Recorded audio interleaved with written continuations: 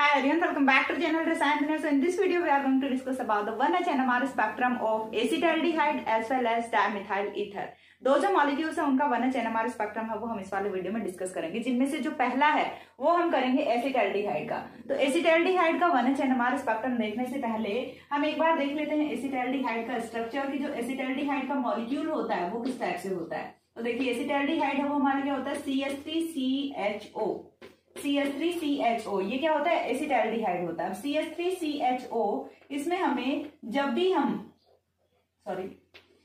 हम किसी भी ऑर्गेनिक मॉलिक्यूल का एनएमआर स्पेक्ट्रम बनाते हैं तो उससे पहले हमें क्या फाइंड आउट करना है, टाइप ऑफ प्रोटॉन है वो फाइंड आउट करना होता है। अगेन देखिए focus on type of proton, not number of proton. हमें क्या चाहिए, टाइप ऑफ प्रोटॉन चाहिए, और जितने टाइप ऑफ प्रोटॉन किसी भी मॉलिक्यूल में होते हैं उतने ही नंबर ऑफ एनएमआर सिग्नल्स हैं वो उसके एनएमआर स्पेक्ट्रम में होते हैं। ठीक है, तो यहाँ से हमें type of proton find out करना है। सबसे पहले यहाँ पे नंबर ऑफ प्रोटॉन कितना है, 4 है। 3 protons plus 1 proton, number of proton कितना है, 4 है।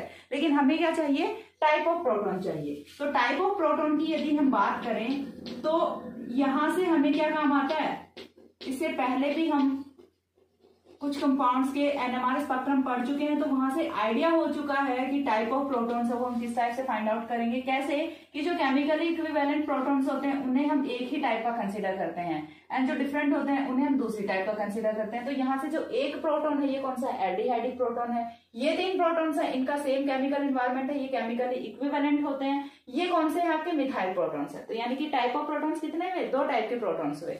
फर्स्ट वन जो ए है आपका वो कौन सा हो गया, methyl protons, methyl protons.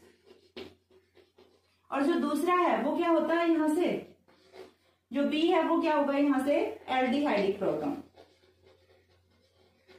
Aldehydic proton. अब यहाँ पे जो हमारा मिथाइल प्रोटॉन है जिसमें नंबर ऑफ प्रोटॉन 3 है, तो इसके लिए सिग्नल है वो कैसा आएगा।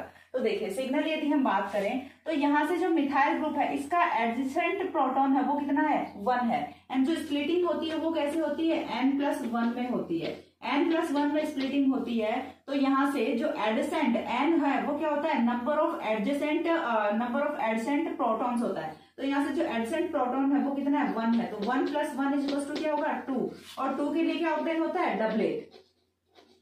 तो एक चीज हमें यहाँ से कंफर्म हो गई कि किसी भी मॉलिक्यूल में जो एसिटाल्डिहाइड का मॉलिक्यूल होता है उसमें एक डबलेट हमें ऑब्टेन होता है। अब ये जो डबलेट होता है इसका जो वैल्यू है एग्जैक्ट वो क्या होता है, तो ये जो डबलेट है ये ऑब्टेन होता है हमें 2.14 ppm पे। ये हमें कहाँ पे ऑब्टेन होता है, 2.14 ppm पे ऑब्टेन होता है। 2.14 ppm पे इसके ऑब्टेन होने का रीजन है वो क्या होता है, क्योंकि हमें पता है कि इन जनरल केसेस जो CH3 का जो स्पेक्ट्रम है वो कहाँ पे ऑब्टेन होता है, CH3 का जो सिग्नल है वो आता है ऑलमोस्ट 1 ppm पे आता है। ठीक है, 1 ppm पे आता है, लेकिन यहाँ पे 2.14 पे आ रहा है। तो किसकी वजह से आ रहा है, डीसिल्डिंग हो रहा है इसका। ठीक है, और डीसिल्डिंग क्यों हो रहा है, क्योंकि यहाँ पे कौन बैठा है, इलेक्ट्रॉन विड्रॉइंग ग्रुप बैठा है, इलेक्ट्रॉन्स को अपनी तरफ खींचने वाला ग्रुप बैठा है, जिसकी वजह से डीसिल्डिंग हो रहा है। और डीसिल्डिंग जब भी होता है तो सिग्नल कहाँ पे जाता है, अपर डेल्टा वैल्यू की तरफ जाता है, अपर डेल्टा वैल्यू की तरफ जाता है, डाउन फील्ड में सिग्नल है वो हमारा ऑब्टेन होता है। सेकंड यदि हम बात करें एल्डिहाइडिक प्रोटॉन की, तो एल्डिहाइडिक प्रोटॉन के लिए जो एडजेसेंट प्रोटॉन्स है वो कितने हो गए, 3 प्रोटॉन्स। ये वाले 3 प्रोटॉन्स क्या हो गए, एडजेसेंट प्रोटॉन्स हो गए। तो इन 3 प्रोटॉन्स को यदि हम कंसीडर करें 3+1 क्या होगा, 4 होगा। और 4 के लिए क्या आता है, क्वार्टेट आता है।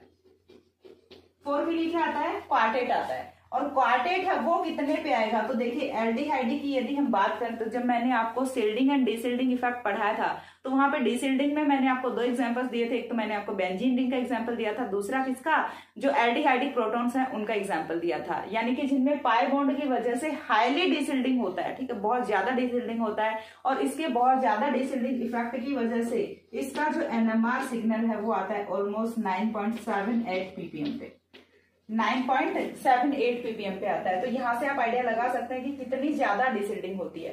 तो 9.78 ppm पे क्या आएगा, एक क्वार्टेट आएगा, और 2.14 पे एक डबलेट आएगा। तो इस टाइप का स्पेक्ट्रम आपको कहीं भी दिख रहा है तो मतलब वो किसका स्पेक्ट्रम है, एसिटाल्डिहाइड का स्पेक्ट्रम है। तो चलिए स्पेक्ट्रम बना देते हैं। हमें पहले क्या बनाना है, 2.14 पे डबलेट बनाना है, और डबलेट के लिए जो इंटेंसिटी रेशियो वो क्या होता है, 1:1 होता है। तो यानी कि बनने वाली जो दोनों पीक्स हैं दोनों पीक्स हैं वो क्या होंगी, इक्वल इंटेंसिटी की पीक्स होंगी। दोनों ही पीक्स हैं वो क्या होंगी, इक्वल इंटेंसिटी की पीक्स होंगी। तो ये आपका बन गया डबलेट। ये किसके लिए है, CH3 प्रोटॉन्स के लिए। ठीक है, ये किसके लिए है, CH3 प्रोटॉन्स के लिए है। अब यदि हम चले 9.78 पे, ठीक है, ये ऑलमोस्ट यहाँ पे 9.5 होगा, तो 9.78 पे हमें क्या बनाना है, क्वार्टेट बनाना है। क्वार्टेट के लिए इंटेंसिटी रेशियो 1:3:3:1 होता है। ठीक है, तो देखिए यहां से हम बना देते हैं एक क्वार्टेट। ये हमारा बन रहा है क्वार्टेट यहां से,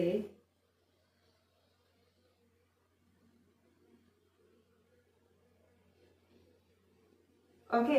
ये किसके लिए होता है, CHO प्रोटॉन के लिए। किसके लिए है, एल्डिहाइडिक प्रोटॉन के लिए है। तो काफी अच्छा बन गया तो स्पेक्ट्रम।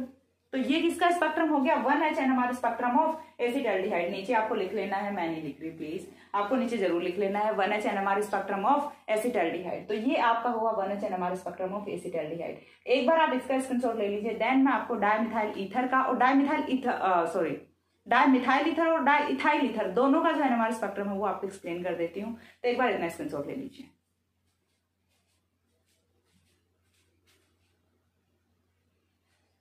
हो गया। अब देखिए इसके बाद जो नेक्स्ट है वो मैं आपको एक्सप्लेन करती हूँ। 1H NMR spectrum of dimethyl ether. Dimethyl ether, यहां से इसे भी थोड़ा सा मिटा देते हैं। इसी डिब्बे में मैं दूसरा स्पेक्ट्रम बना दूंगी, इसीलिए मैंने डिब्बा खाली छोड़ दिया, आपको दूसरा डिब्बा बनाना पड़ेगा।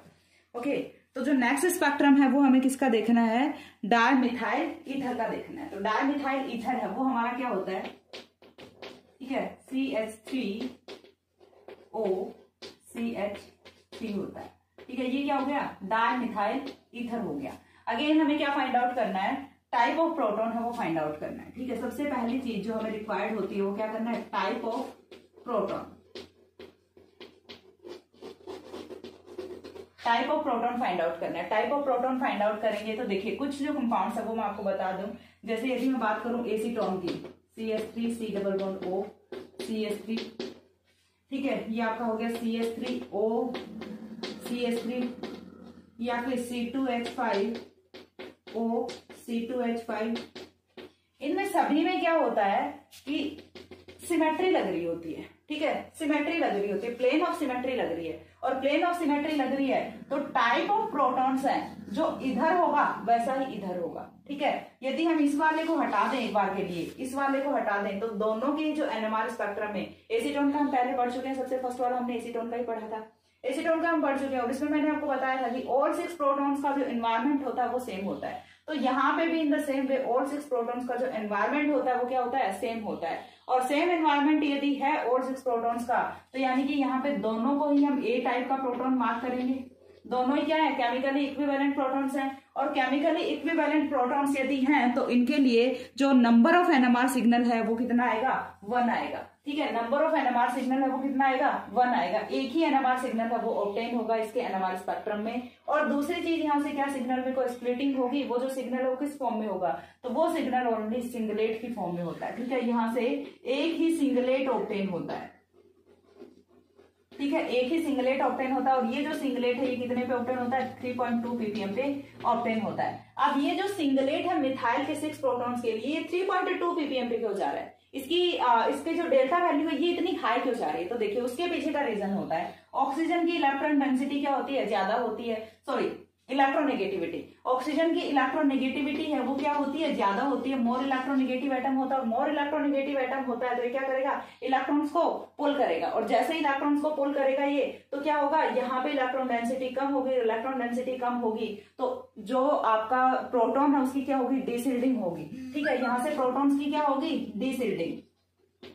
और यदि प्रोटॉन्स की डीसिल्डिंग होगी तो कहाँ पे जाएगा, हायर डेल वैल्यू पे जाएगा, हायर डेल वैल्यू पे जाएगा। And this is the reason, that's why we get the NMR spectrum, or that's why the reason we get the NMR signal of dimethyl ether at the value of 3.2 ppm. तो 3.2 ppm पे हमें क्या बनाना होता है, only one singlet बनाना है जो कि all 6 protons के लिए होता है। ठीक है, जो कि ऑल 6 प्रोटॉन्स के लिए होता है। ठीक है, ऑल 6 प्रोटॉन्स के लिए हमें एक सिंगलेट मिलता है जो कि आता है 3.2 पे आता है। अब देखिए, जो नेक्स्ट मैं आपको बताने वाली हूँ वो मैं आपको बताती हूँ डाई इथाइल ईथर का, CH3 CH2O CH2 CH3। ये बीएससी थर्ड ईयर के सिलेबस में नहीं है, बट जस्ट फॉर इन्फॉर्मेशन मैं आपको बता रही हूँ, जस्ट फॉर नॉलेज पर्पज, कि यदि आपके सामने ऐसा कोई कंपाउंड आ जाए तो तब आप क्या करेंगे।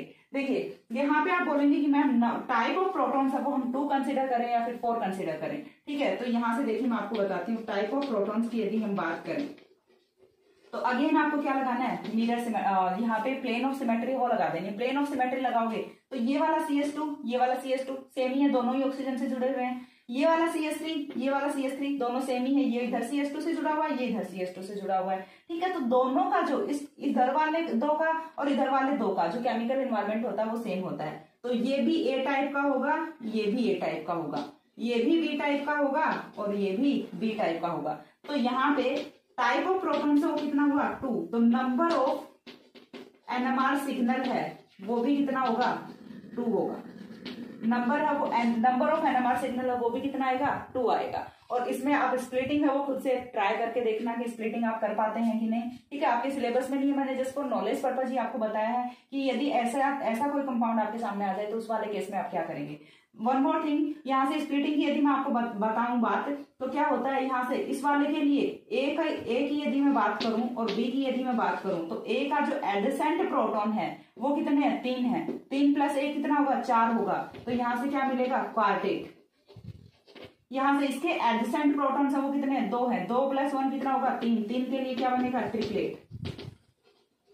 ठीक है, तो एक क्वार्टेट और एक ट्रिपलेट है वो ऑब्टेन होगा। अब किसी के माइंड में क्वेश्चन ये आ रहा होगा कि ये वाला जो CH2 है क्या इसकी कपलिंग है वो इस वाले CH2 के साथ में नहीं होगी। नहीं होगी, क्यों? क्योंकि यहाँ पे बीच में यदि एक और कार्बन आता तो उसके साथ में हो जाती, या फिर इस ऑक्सीजन पे कुछ होता, इस ऑक्सीजन पे कोई प्रोटॉन होता तो उसके साथ में हो जाती। यहाँ पे बीच में ऐसा एक एटम आ गया जिसपे कोई प्रोटॉन प्रेजेंट नहीं है, तो ऐसे में कपलिंग है वो नहीं होगी। और तो इस वाले को हम यहाँ पे एडजेसेंट प्रोटॉन है वो कंसिडर नहीं करेंगे। तो यहाँ पे यदि हम बात करें NMR spectrum of di ethyl ether की, तो उसमें 2 ही सिग्नल ऑब्टेन होते हैं, एक क्वार्टेट और एक ट्रिपलेट ऑब्टेन होता है। ठीक है, तो ये था about the 1H NMR spectrum of acetaldehyde. कुछ 2 या 3 कंपाउंड्स के स्पेक्ट्रम और बचे हैं जो कि मैं एक्सप्लेन करती हूँ। तब तक के लिए सी या have a good day, thanks for watching.